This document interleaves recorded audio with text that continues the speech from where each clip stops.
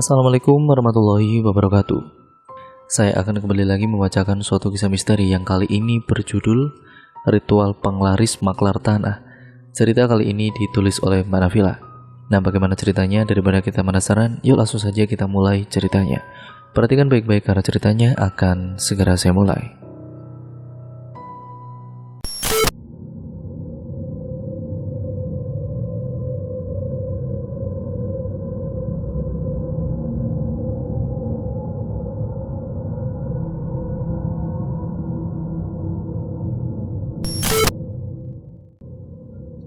Cerita kali ini dari seorang narasumber di Kota Malang. Ini adalah kisah yang diceritakan oleh orang tua narasumber ketika narasumber masih berada dalam kandungan ibunya. Tahun 2017, di pedalaman kampung di Kota Malang, pagi ini terdengar teriakan pilu seorang wanita, membuat para warga keluar rumah untuk mencari sumber dari suara itu berasal. Semua warga keluar dari rumahnya dan menghampiri rumah yang menjadi sumber keributan di pagi buta tersebut. Tati pagi ini histeris. Dia histeris melihat sang bayi yang ditinggal selama beberapa menit untuk mengambil air wudhu sudah tidak bernyawa. Pasalnya sebelum dia keluar dari kamar, dia masih bercanda dengan sang buah hati hingga akhirnya dia menyusui bayinya dan tertidur pulas. Barulah dia keluar dari kamar menuju ke kamar mandi. Duka mendalam sangat nampak di kedua wajah suami istri tersebut. Seakan tidak rela kehilangan sang buah hati yang sudah dinanti penantiannya, yang cukup lama selama 5 tahun. 3 hari setelah meninggalnya sang bayi, Pak Rudi, bapak dari Somad, mendapatkan rezeki yang sangat berlimpah. Dikarenakan beliau berhasil menjual tanah milik Pak Kades dengan luas 3 hektar dan mendapatkan keuntungan sebesar 1 miliar rupiah. Sang pembeli menyetujui harga yang disebutkan oleh Pak Rudi, yaitu kelebihan 1 miliar di atas harga yang diminta oleh Pak Kades. Karena rezeki yang melimpah tersebut, akhirnya Pak Rudi mengadakan pengajian cucunya dengan megah hingga mendatangkan orang besar ke desanya. Hal tersebut membuat warga kampung merasa terhibur, tapi tidak dengan Tati dan Somad. Mereka masih larut dalam kesedihan. Setelah acara selesai, pagi harinya Somad pergi meninggalkan istrinya yang masih larut dalam duka, dan Somad pergi meninggalkan desa.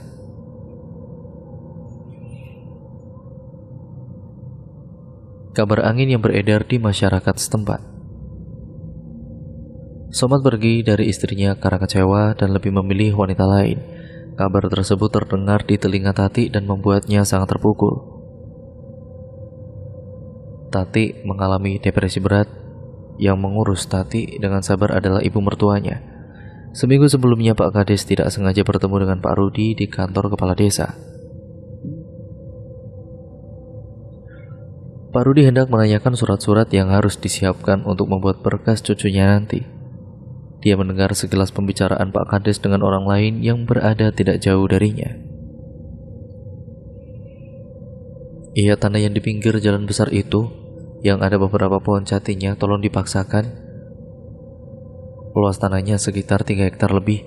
Kalau bisa secepatnya, karena saya harus siapkan uang untuk pemulihan berikutnya, ucap Pak Kades yang tidak sengaja terdengar oleh Pak Rudi. Baik Pak, saya akan segera pasang tulisan dijual di tanah tersebut. Nanti kalau sudah ada yang menanyakan, saya akan beritahu Bapak, jawab lawan bicara Pak Kades yang lebih terlihat sebagai anak buahnya. Setelah lawan bicara Pak Kades pergi, Rudi segera menghampiri Pak Kades menanyakan perihal tanah yang akan dijual. Maaf Pak, saya dengar Bapak mau jual tanah ya? Tanya Rudi langsung menghampiri Pak Kades yang hendak berbalik masuk ke dalam ruangannya. Pak Kades terdiam melihat Rudi. Saya Rudi Pak, warga dari desa ini. Kebetulan saya suka bantu jualan tanah, ucap Rudi memperkenalkan diri. Oh, Pak Rudi maklar tanah ya? Iya ya, saya tahu. Saya sering dengar katanya Bapak cepat sekali kalau menawarkan tanah. Rahasianya apa Pak? Tanya Pak Kades menggoda, membuat Rudi malu sehingga menundukkan wajahnya. Bapak mau masarin tanah saya juga. Kira-kira Bapak minta komisi berapa?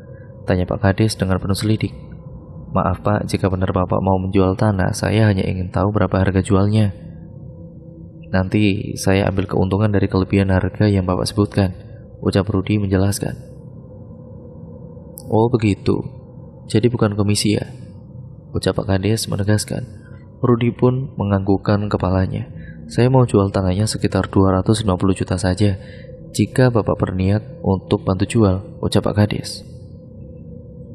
Baik Pak, kalau begitu nanti 1-2 minggu lagi saya akan kasih kabar ke Pak Kades ya. Permisi Pak, ucap Rudi pamit undur diri. Rudi hampir seluruh desa mengenal namanya, yaitu mengenal nama tersebut ya karena beliau memang terkenal sebagai maklar tanah paling jitu. Semua tanah yang dipastikan olehnya pasti selalu laku terjual dengan harga tinggi karena beliau tidak pernah meminta komisi dari sang penjual maupun pembeli. Pak Rudi selalu mengambil keuntungan dari kelebihan harga jual yang telah ditetapkan oleh sang pemilik tanah, dan sang penjual selalu menyetujui harga tanah yang sudah disebutkan olehnya itu tanpa menawar. Hal itu membuat warga kampungnya itu curiga dengan Rudi karena para pembeli selalu merasa terhipnotis jika harga yang disebutkan oleh Pak Rudi terbilang murah. Tapi setelah semua urusan jual beli selesai dan pembeli kembali ke rumah, mereka baru tersadar bahwa mereka membeli tanah dengan harga yang sangat tinggi, terkadang dengan nilai yang tidak masuk akal. Hal tersebut membuat warga enggan jika harus datang meminta tolong atau menolong ke rumah Rudi. Pada tengah malam setelah cucunya dimakamkan, Rudi pergi secara diam-diam ke makam sang cucu. Dia menggali tanah yang masih basah tersebut dan mengambil tali pocong dari jenazah cucunya yang baru saja meninggal. Malam itu juga Rudi pergi ke rumah Mbah Wiro. Mbah Wiro itu dukun terkenal yang merupakan dukun kesayangan Rudi. Rudi segera menemui Mbah Wiro setelah mendapatkan tali pocong bayi milik cucunya sendiri. Mbah Wiro membacakan mantra dan merendam tali tersebut ke dalam air kembang 7 rupa. Setelah selesai membacakan mantra, Mbah Wiro mengembalikan tali pocong bayi tersebut kepada Rudi untuk segera dikuburkan di area tanah yang hendak dijual. Kuburkan tali ini di area tanah yang hendak kamu jual, di mana saja, tapi harus saat ini juga dan jangan sampai ada orang yang melihat. Setelah selesai kamu kuburkan tali tersebut, biar perewanganku yang bekerja, ucap Mbah Wiro sambil tersenyum mengerikan. Rudi pun hanya mengangguk dan segera pergi meninggalkan rumah Mbah Wiro. Rudi pun kemudian segera menguburkan tali tersebut di bawah pohon jati. Pohon jati yang berada di bagian paling ujung, karena posisi tanah tersebut berada di pinggir jalan raya, membuatnya harus lebih waspada dan memilih ujung terjauh agar tidak ada orang yang melihat jika ada yang sekedar lewat. Tali itu digunakan sebagai penarik agar para makhluk halus bisa menarik para pembeli dan mengaburkan mata maupun pendengaran orang-orang yang hendak membeli. Hal tersebut dilakukan agar para pembeli menyetujui segala hal yang diucapkan oleh Pak Rudi nanti. 2 hari setelah tali pocong tersebut dikubur di tanah milik Pak Kades, tiba-tiba ada orang yang datang ke rumah Rudi. Dia adalah seorang pengusaha muda yang kebetulan sedang mencari tanah untuk keperluan membangun usaha pabrik gula. Sebut saja namanya Pak Nur. Permisi Pak, terdengar suara dari depan rumah diiringi sebuah ketukan pintu. Tati berjalan pelan menghampiri pintu. Dengan keadaan yang begitu mengenaskan, Tati membuka pintu rumahnya, membuat tamu yang berada di depan pintu kaget melihatnya. Pasalnya rambut Tati sangat berantakan dengan keadaan mata yang sembab serta menghitam dengan wajah pucat, membuat siapapun yang melihatnya pasti kaget karena takut. Astagfirullah, ucap Mbak Tin yang mengantar Pak Nur menemui Pak Rudi sambil mengelus dadanya dengan napas yang berat yang sedikit tersengal-sengal. Mbak Tin menarik nafas panjang untuk menenangkan dirinya. Tati, kamu nyermin banget kayak hantu tahu, ucap Mbak Tin yang merasa kaget dan kesal setelah menyadari bahwa orang yang membukakan pintu adalah Tati. Panggilin Bapak, ada tamu mau ketemu sama Pak Rudi, ucap Mbak Tin kemudian masuk dan duduk di sofa ruang tamu. Tanpa menjawab, Tati kemudian berjalan pergi meninggalkan mereka dan menghampiri kamar mertuanya. Setelah mengetuk kamar mertuanya beberapa kali, Tati pergi dan kembali ke kamarnya. Rudy keluar kamar dan melihat ada tamu yang duduk di ruang tamunya. Dengan segera Rudy menghampiri mereka dan meminta tolong sang istri untuk membuatkan minuman dan menyuguhkan makanan kecil. Setelah berbincang tentang maksud dan tujuan mereka datang, bibir Rudy tidak kuasa mengembang, memberikan senyum terindah kepada tamu yang datang ke rumahnya. Setelah perbincangan singkat di ruang tamu tersebut, Rudy mengajak Pak Nur untuk langsung menuju ke lokasi. Sesampainya di sana, Rudy menjelaskan batas-batas luas tanah tersebut serta keuntungan dan basa-basi yang lainnya. Hingga Pak Nur menyetujui nominal dari harga jual tanah yang disebutkan oleh Rudy. Hari itu juga Rudy menelepon Pak Kades untuk memberitahukan kabar bahagia tersebut dan bertemu di rumah Pak Kades. Segala sesuatu hal selesai hari itu juga, mulai surat-surat pembayaran dan lain-lain selesai hanya dalam 1 hari. Setelah pembayaran diterima Rudy dan semuanya selesai, segera ia pergi menemui Mbah Wiro dan membayarkan jumlah nominal kepada Mbah Wiro. Mbah Wiro tersenyum melihat kedatangan Rudy dan mereka tertawa bersama-sama. Di lain tempat, 1 hari setelah anaknya meninggal, Somad melakukan kegiatan yang biasa dia lakukan, memberi makan ternak, membersihkan kandang, dan lain-lain. Pada saat dia akan membakar sampah, dia melihat suatu hal yang janggal. Somad segera melangkah menghampiri kuburan ari-ari anaknya. Somad melihat kuburan ari-ari anaknya agak berantakan. Dia terdiam menatapnya. Dengan hati-hati Somad membuka kendi berisi ari-ari. Ketika dibuka, alangkah terkejutnya Somad. Kendi tersebut kosong, tidak ada isinya. Kemana ari-ari anaknya? Pertanyaan itu membuatnya murka sekali. Hal tersebut membuatnya sadar bahwa ada yang salah dari kematian anaknya. Anaknya sengaja dibunuh. Bukan, anaknya sudah dijadikan tumbal oleh seseorang. Tapi siapa? Muncul pertanyaan lain di kepala Somad, membuatnya harus mencari tahu siapa dalang dibalik meninggalnya sang anak. Hari itu Somad tidak melihat sang ayah di rumah, membuatnya bertanya-tanya kepada ibunya. "Bapak lagi pergi kemana, Bu?" "Tadi ada tamu datang ke rumah, terus Bapak pergi sama tamunya." "Sepertinya ada yang aneh sama kematian anakku, Bu." Somad membuka percakapan.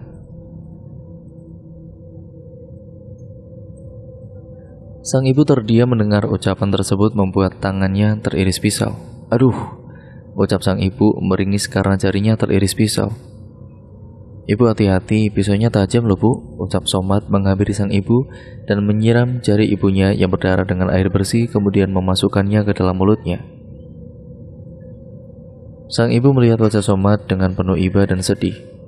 "Somad mau menanyakan sesuatu kepada Bapak. Nanti kalau Bapak udah pulang kasih tahu Somad ya, Bu," ucap Somad, kemudian pergi ke kamar untuk menemani sang istri. Malam ini ayahnya pulang setelah acara pengajian selesai, membuat Somad kesal. Rudy pulang dengan senyum mengembang lebar di bibirnya dan memberitahukan kabar bahagia tersebut kepada keluarganya. "Hari ini tanah Pak Kades laku terjual, Bapak punya uang banyak," ucap Rudy dengan wajah tersenyum bahagia. Somad tersentak kaget mendengar suara tawa yang menggema. Itu bukanlah hal yang wajar, pasalnya keluarga ini kan baru saja berduka atas kehilangan anak Somad dan Tati, cucu bagi ayah dan ibunya Somad. Tawa sang ayah membuat Somad tersentak kaget. Dia terdiam kemudian melihat ke wajah sang ayah yang terlihat bahagia, setelahnya beralih ke wajah sang ibu yang tampak cemas melihat Rudy tertawa bahagia. Sang ibu mengalihkan pandangannya ke arah Somad. Dia melihat wajah Somad memerah, giginya saling beradu menunjukkan kemarahan yang berusaha untuk ditahannya.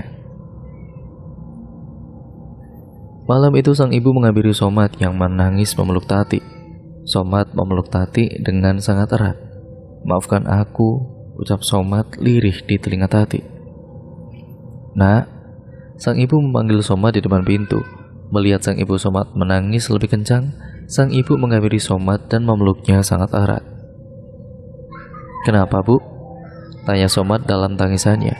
Sang ibu hanya bisa terdiam memeluk sang anak dan ikut menangis bersama menangisi seorang bayi yang telah pergi terlebih dahulu. Setelah malam itu, Somad menjadi pribadi yang berbeda.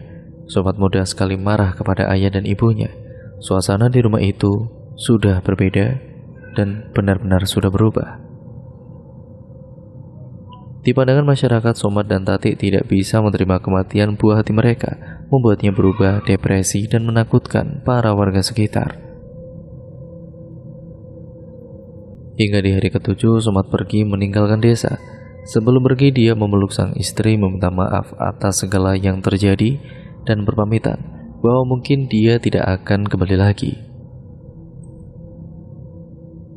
Tati yang masih tenggelam dalam duka tidak begitu mendengarkan segala ucapan Somad. Tati hanya menjawab, "Hati-hati Mas di jalan, nanti pulangnya bawa mainan untuk anak kita ya," ucap Tati membuat Somad kembali menangis. 2 minggu setelah kepergian Somad, Tati semakin parah. Tati sudah hilang tenggelam dalam kesedihan. Ibu mertuanya setiap hari dengan sabar membersihkan badannya, menyuapinya makanan, dan menemaninya. Pernah suatu ketika mereka berdua terlihat pergi bersama. Ibu mertuanya pergi ke desa sebelah untuk berobat. Terkadang ada beberapa mahasiswa kedokteran yang datang berkunjung ke desa. Tidak jarang ada calon dokter kejiwaan di antaranya. Setelah Rudi berhasil menjual tanah Pak Kades, banyak orang yang datang ke rumahnya untuk meminta tolong menjualkan tanahnya. Hal tersebut membuatnya bingung. Karena semakin banyak orang yang datang meminta tolong untuk menjualkan tanah, maka Rudi semakin banyak membutuhkan tali pocong bayi. Hal itu membuatnya bertindak dengan sangat kejam. Rudi mencari wanita yang sedang hamil tua. Awalnya Rudi mencari informasi mengenai nama, tanggal lahir, serta usia kandungan wanita hamil tersebut. Setelah Rudi mengetahuinya, maka dia akan pergi ke rumah Mbak Wiro untuk memberikan segala informasi yang telah diperoleh. Mbak Wiro akan membacakan mantra dan menyebutkan nama, tanggal lahir dari wanita hamil tersebut. Pada saat wanita hamil tersebut melahirkan, maka nyawa bayinya sudah tidak tertolong lagi. Bayi tersebut dijadikan tumbal untuk penglaris maklar tanah. Dengan segala ritual dan bacaan mantra yang dilantunkan sang dukun, Rudi hanya tinggal menunggu waktu itu tiba. Setelah Somad pergi meninggalkan kampung halamannya, Somad pergi untuk menenangkan diri. Dia pergi berkunjung ke rumah teman-teman lamanya. Temannya Somad memiliki sedikit ilmu kebatinan. Sesamanya di rumah temannya, Somad dikenalkan kepada guru spiritual temannya. Guru tersebut melihat Somad dan sang guru sempat menghentikan langkahnya seakan melihat sesuatu. Matanya terlihat memejam dan kemudian beberapa detik guru tersebut melanjutkan langkahnya.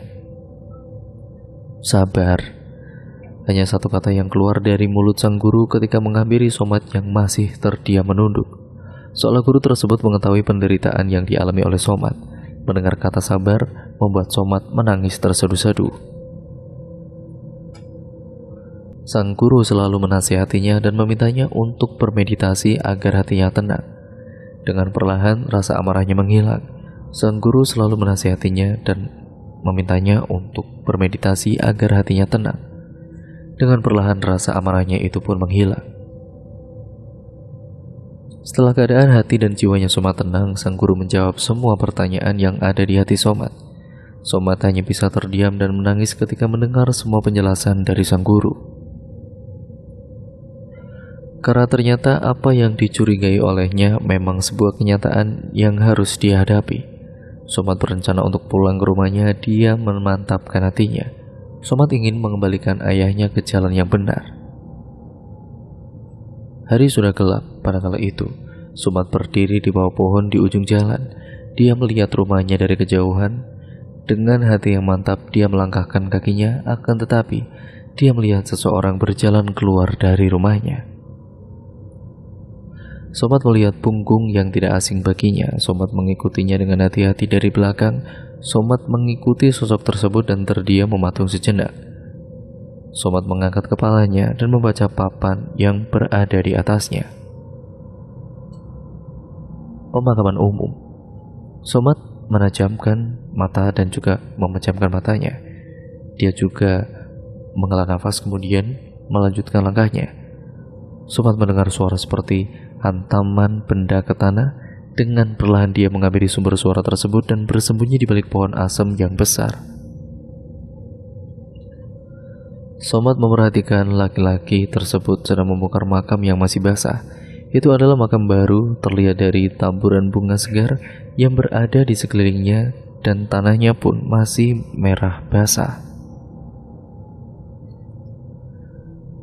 Sobat masih memperhatikan sampai ketika laki-laki tersebut memasukkan sesuatu ke dalam kantung berwarna hitam. Sekilas dia melihat seperti kain putih. Setelah laki-laki itu menaruh kantung berwarna hitam ke dalam sakunya, laki-laki itu naik ke atas dan merapikan kuburan tersebut. Betapa kagetnya ketika dia melihat tulisan yang berada pada batu nisan tersebut. Lahir 19 Maret 2017, wafat 19 Maret 2017. Astagfirullah, makam bayi baru lahir ini. Tanpa sadar, air matanya membasahi pipi. Somat menangis. Kakinya yang kokoh berdiri kuat menopang badannya tiba-tiba lemas tidak berdaya, membuat lututnya jatuh menghantam tanah. Dia terduduk di tanah basah memandangi kuburan yang sudah berantakan di depannya. Somat tersentak kaget ketika merasakan angin berembus seperti menabrak badannya. Angin itu membuatnya sadar dari kesedihan dan dia kembali berdiri. Somat mencari jejak laki-laki tersebut di dalam kegelapan malam. Somat akhirnya mengikuti jejak tanah merah basah yang ada di setapak jalan dan berhenti di ujung jalan. Somat melihat di sekeliling terdapat banyak sekali pohon tinggi menjulang seperti di hutan. Dia kembali melihat ke suatu titik cahaya yang ada di dalam ribunan pohon. Terlihat laki-laki itu berdiri menemui orang tua dengan pakaian serba hitam, tapi Somat tidak bisa melihat raut wajah laki-laki tersebut. Wajahnya seperti tersamarkan membuatnya sedikit kebingungan. Setelah itu laki-laki tersebut pergi menuju ke sebuah rumah. Somat mengikutinya hingga laki-laki itu berdiri di belakang rumah tersebut dan berjongkok. Beberapa menit kemudian laki-laki tersebut berdiri dan pergi melangkahkan menuju arah rumahnya dan memasuki rumahnya Somat. Ya benar, sedari tadi itu adalah ayahnya Somat. Melihat hal tersebut, ya Somat hanya mengelus dada dan beristighfar. Dia tidak menyangka bahwa sang ayah sendiri benar-benar melakukan hal tersebut, menggunakan penglaris tali pocong bayi untuk menjual tanah. Lantas malam itu Somat buru-buru pulang ke rumah untuk menemui istri dan ibunya. Sesamanya di rumah, Somat langsung menanyakan tentang kelakuan yang selama ini ayahnya berbuat. Namun sang ibu hanya bisa menangis terseduh-seduh. Somat berusaha menyadarkan sang ayah bahwa hal tersebut adalah hal sesat yang tidak berkah, akan tetapi sang ayah tidak mau mendengarkan dan marah kepada semua orang yang mengingatkannya, membuat sang ayah murka dan mengusir semua orang yang bertentangan dengannya. Pagi itu tepat di hari pergantian tahun, Somat, Tati, dan ibunya pergi meninggalkan rumah tanpa memperdulikan lagi Rudi yang sudah gila dengan urusan duniawinya. Dan Rudi sendiri pun dengan bodoh amatnya dia masih melancarkan aksinya. Berhari-hari bahkan berbulan-bulan Rudi mencari informasi tentang wanita yang sedang ambil tua. Tidak hanya di desanya, tapi Rudi ini juga mencari itu sampai ke berbagai desa. Sampai hampir 10 nama sudah ia dapatkan. Tidak mau berlama-lama, ia bawa informasi itu ke Mbah Wiro. Berbondong-bondong warga meminta bantuan kepada Rudi untuk menjualkan tanahnya. Wah, dengan senang hati, saya akan membantu kalian semua. Ritual pengambilan tali pocong dan penanaman tali pocong pun segera dilakukan. Rudi menelusuri jalan dari tanah merah itu. Gerimis yang masih berlangsung setelah hujan itu menjadikan tanah merah seperti sekumpulan lintah licin yang menempel di kaki hingga membuatnya beberapa kali terjatuh. Rudi sama sekali tidak ingin menemui adegan terjatuh dan semacamnya, karena di sebelah kiri dan kanannya adalah kuburan. Kurang lebih 1 jam, akhirnya Rudy berhasil menggali makam itu dan langsung ia membuka papan dan mengambil tali pocong yang ada di samping jenazah tersebut. Setelah Rudy berhasil mengambil tali pocong tersebut, Rudy duduk sejenak di hadapan mayat yang bersemayam di sana. Ia memasukkan tali pocong itu ke dalam tasnya dan bersiap naik kembali ke atas. Namun keberuntungan tidak berpihak kepadanya kali ini. Saat menutup kembali makam itu, Rudy kepergok oleh juru kunci makam itu. "Woi, siapa itu? Woi, kamu mau mencuri ya? Buat pesugihan?" tanyanya lagi. Juru kunci itu pun teriak dengan kencangnya memanggil warga yang kebetulan sedang ronda malam, berbondong-bondong datang menghampiri Rudy. Dan mati kamu, dasar pencuri. Rudy sudah tidak bisa bertahan lagi saat itu, pingsan di tempat. Pas bangun ia sudah berada di rumah warga. Rudy pun langsung dibawa ke kantor polisi dan diusir dari desanya.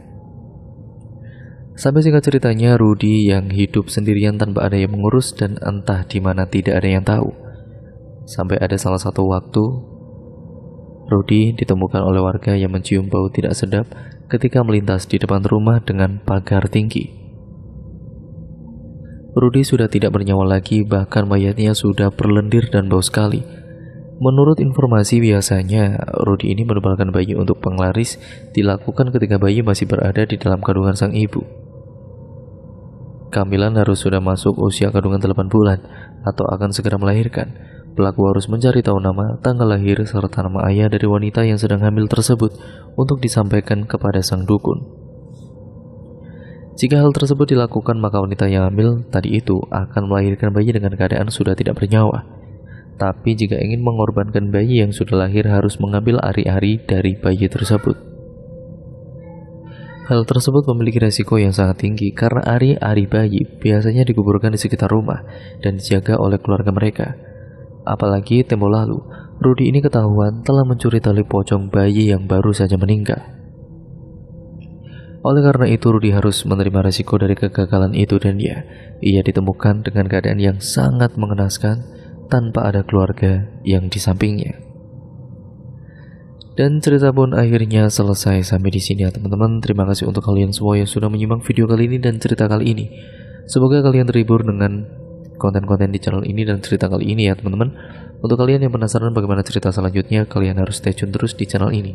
Jangan lupa untuk kalian tetap like, komen, dan share video kali ini sebanyak-banyaknya agar channel ini tetap berkembang menjadi channel yang jauh lebih baik. Jangan lupa untuk kalian komen, like, serta subscribe untuk kalian yang belum. Dan jangan lupa untuk nyalakan tombol lonceng notifikasinya agar kalian tidak ketinggalan video terbaru selanjutnya juga dari channel ini. Sekian dan terima kasih, kurang lebihnya mohon maaf ya teman-teman. Banyak pembelajaran yang dapat kita ambil dari cerita ini. Semoga kalian bisa mengambil sisi positifnya dan membuang jauh-jauh sisi negatifnya. Sekian dan terima kasih untuk video kali ini saya akhiri. Sampai berjumpa di video terbaru selanjutnya.